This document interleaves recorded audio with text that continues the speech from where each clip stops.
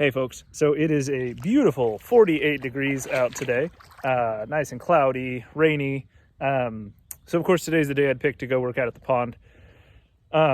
Continually trying to resolve this fencing thing and stop them from swimming across so that I can graze this at the paddock, because every time I put them over there, they just keep swimming across.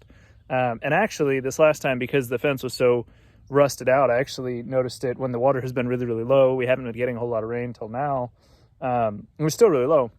I'll show you what that looks like in a sec, that they're just going to walk underneath the fence and leave and explore my neighbors' properties, which no one would appreciate, me nor them. I'd got the cattle panels back here. I'd got them propped up in place so that there's enough to keep them from escaping. Now we've got them all. Well, let's just show you. So you can see how rusted out this fence, and we put this fence in, the woven wire, 4 years ago maybe? And it's just completely rusted out. But you can see the height that the pond normally is, where that changes colors there at the top from green to brown.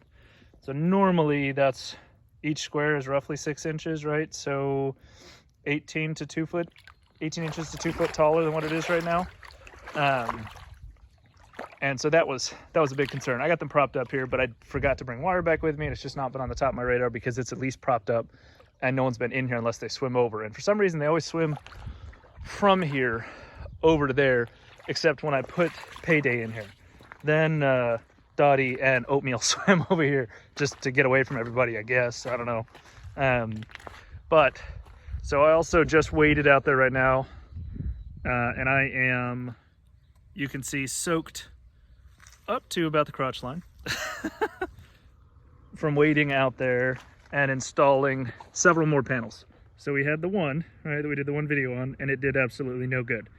So I kept going and kept dragging out panels, all the panels I had, and I was like, oh God, I can still walk here. I can still walk here. I can still walk here. And even there, I got it to the end of that one. That last one is a hog panel. So that end you can see is about roughly 3 foot in the water. And Payday did come out to try to visit me, and he would only go as far as about that stick right there before he decided, you know what, this is too deep for me, and turned and went back. Or maybe he just decided there's no reason to be swimming in this cold of weather. You're an idiot. Because he just kind of looked at me and then turned and left.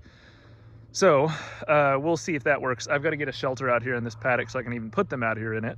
But as soon as I do that, we're gonna kick them over here and see if that works.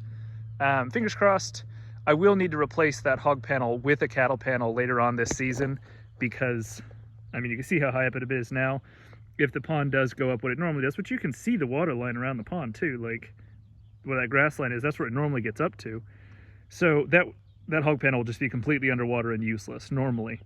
It also means that they won't usually swim out that far, because they really don't like going where they can't touch their feet to, is what it seems like to me. They like to be able to bob up and down where they can hit their feet, which is why I was like, man, how are you going so far out?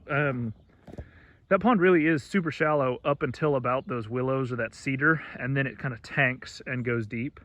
And I don't know how deep the other end is yet. I've never tested fully. I've taken my kayak paddle and my whole arm and reached down and not been able to touch the bottom over there.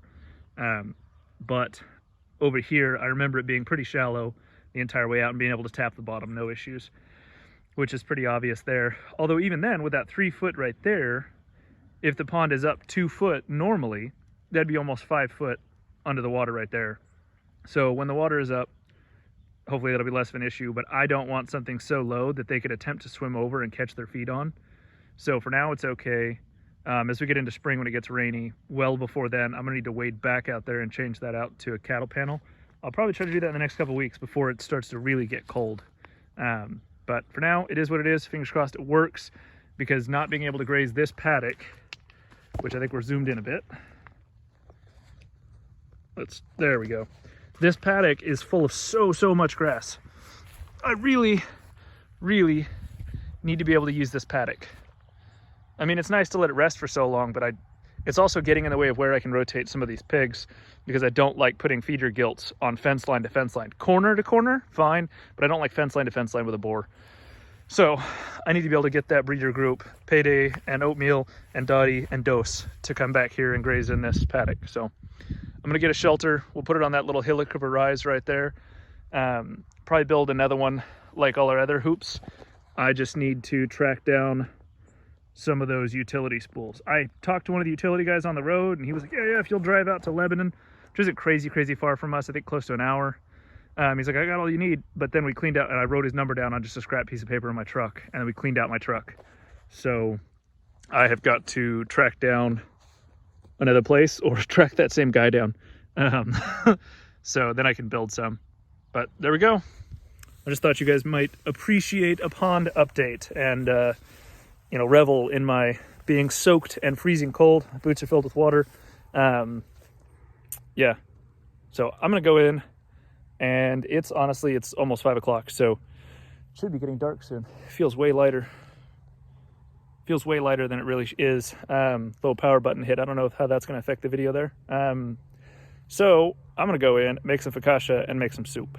So you all have a great week. Thank you to our Patreon supporters, Hunter and Ashley Raymond. And thank you to everybody that makes it to the end of these videos. You know what to do with the like, subscribe, and comment, and all that fun stuff. I appreciate you.